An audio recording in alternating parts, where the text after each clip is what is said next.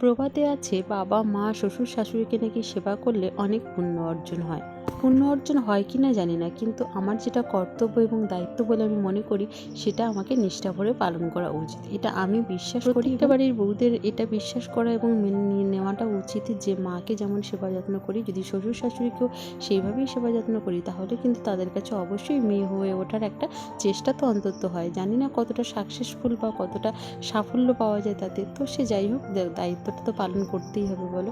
এদিনে আমার শাশুড়ি মা ভীষণ অসুস্থ ছিল। সমস্ত মেলা পার্বণ কাটিয়ে উঠে মোটামুটি একটা চাপ গিয়েছে শাশুড়ি মার উপর থেকে, কারণ আমার ভাসুরের ছেলে সন্ন্যাসী হয়েছিল, তো সবটা মিলেমিশে ওনার উপর দিয়ে একটুখানি চাপ গিয়েছে, টেনশন চিন্তা, তাতে করে উনি বেশি অসুস্থ হয়ে পড়েছে। বয়স বাড়ার সাথে সাথে রোগগুলো এমনভাবে মাথাচাড়া দিয়ে ওঠে, সহজেই কিন্তু সুস্থ হতে চায় না।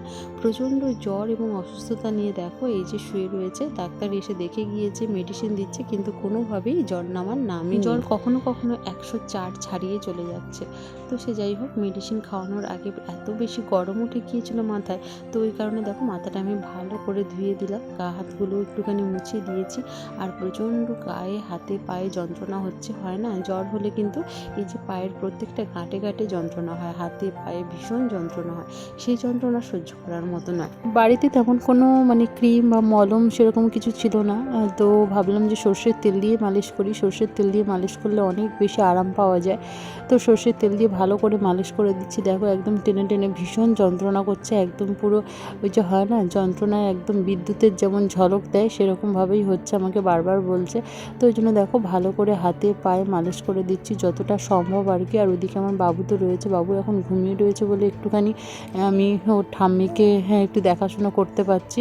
মাকে মোটামুটি এই যে একটুখানি মালিশ টালিশ করে দিয়ে খাইয়ে ওষুধটা খাইয়ে দিতে পারলে মায়ের দিক থেকে আমার কাজ ছুটি, তারপরে যাব রান্নাবান্নার দিকে। আর ছেলেকে সকাল সকাল খাইয়ে দাইয়ে ঘুম পাড়িয়ে দিয়েছি, আর ও সকালবেলা উঠলেই একটুখানি ঘুমিয়েও যায়, কারণ অনেকটা ভোরে ওঠে, প্রায় ভোর 4টের দিকে। দেখো শাশুড়িমার এই যে হাতের একদম গিরোগুলোতে না প্রচণ্ড যন্ত্রণা হচ্ছে, আঙুল টেনে টেনে যতটা সম্ভব আমি মালিশ করে দিলাম। আর এই যে ঘরের মধ্যে ঘাটে শুলে না বেশি আরও উনি অসুস্থ হয়ে পড়ছে। খোলামেলা জায়গায় থাকলে বেশ হাওয়া বাতাস পাস করবে, এখান থেকে অনেক বেশি নিজেকে ভালো লাগবে, তো ওই জন্য আমি আর কি এই বারান্দার খাটে এনে শুইয়ে দিলাম। আর দেখো একেবারে রেডি করে দিয়েছি, মোটামুটি মাথা টাথা ধুয়ে মুছিয়ে টুছিয়ে দিয়ে এবারে সকালের খাবারটা দেবো। আর উনি একেবারেই ভাত খেতে চাইছে না, আর খেতে পাচ্ছেও না, তো ওই জন্য দোকান থেকে চিড়ে আনা করিয়েছি। চিড়ে দেখো ভালো করে জল দিয়ে ধুয়ে আর বাতাসা দিয়ে দেবো, মোটামুটি ওষুধ খাওয়ার জন্য কিছু তো একটা খেতে হবে বলো। তো সে যাই হোক, দেখো এখানে 3 পিস বাতাসা দিয়েছি, এবার শাশুড়ি মাকে খেতে দিয়ে দেবো, তারপরে যাবো রান্নাঘরে। মিনি ব্লগটা কেমন লাগলো অবশ্যই জানো, তোমরা সকলেই প্রে করো আমার শাশুড়ি মা যেন ভালো হয়ে যায়। টাটা।